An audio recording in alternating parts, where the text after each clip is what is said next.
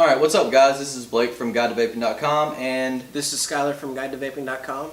Today what we're going to be talking about is the Aspire CF mod, which is the sub-ohm capable tube mod from Aspire.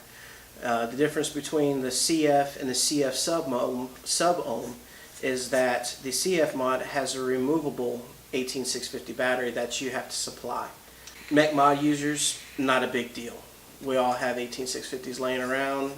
Some of us have more than we need, which is a good thing. Now, one cool feature of the CF sub-ohm is that there's a button on the side, much like your Ego style batteries. Press the button, lights up, allows you to vape.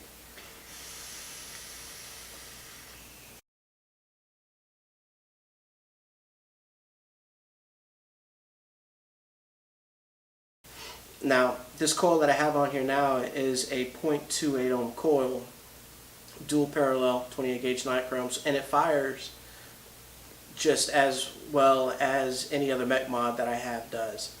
Okay, so the lowest ohms that the CF battery will fire, so they say, is down to a 0.3, but I have a 0.28 ohm on here and it fires just fine.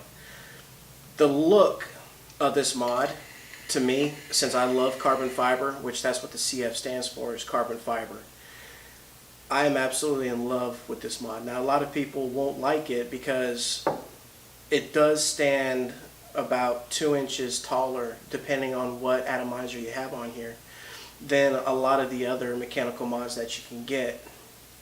But for me, it's about the aesthetics of it, and it's just a beautiful, beautiful mod. The carbon fiber really shines in the light, and I absolutely adore this mod.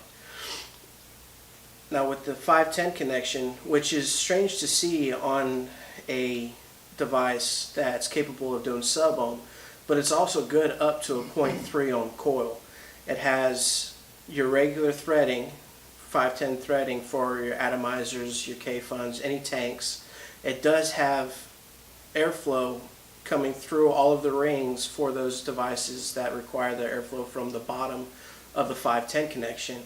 But it also has Ego cone threading, which my mom has been using this lately for her Aspire tank, and it has the Ego cone threading, and she absolutely loves the way it vapes. So at a 0.2 ohm, it vapes just as well as any other device that you would point a 0.2 ohm on, but it has its limitations as the battery drains.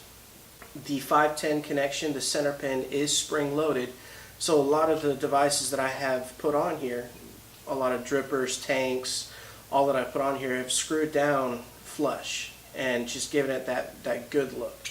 And as I've stated before, it puts out quite a bit for being an Ego style tank or an Ego style device.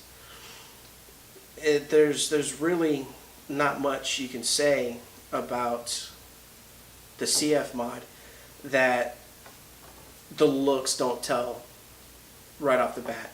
You can power this device off. As you see, the button lights up, but if you click it 5 times, it flashes the purple and blue together, and that turns the device off. So it won't fire no matter what you do, and then 5 clicks on, turns it on, you get the flashing purple and blue again, and you're ready to vape.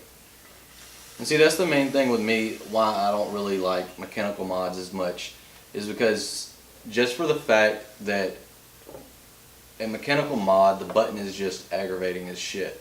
You always have to worry about if it's being pressed, and you have to worry about the lock ring and all that, and this pretty much eliminates that.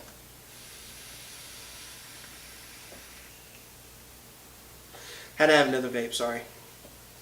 And just like all your other mechanical mods, your battery gets low, throw that on the charger, grab another one, pop it in, and you're ready to go. To me, compared to the CF sub-ohm, this is more practical for on-the-go vapors such as myself. I'm always gone somewhere for work or, well, basically for work.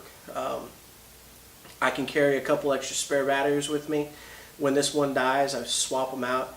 Whereas the CF sub ohm, which has the internal battery with the 40 amp battery, I believe it's 2200 milliamp battery, you have to charge it through the threading like any other style Ego battery where you charge through the 510 connection. So that's more along the lines for me as sit at home vape. For when it dies, you just screw it in, let it charge back up, and then go back to vaping.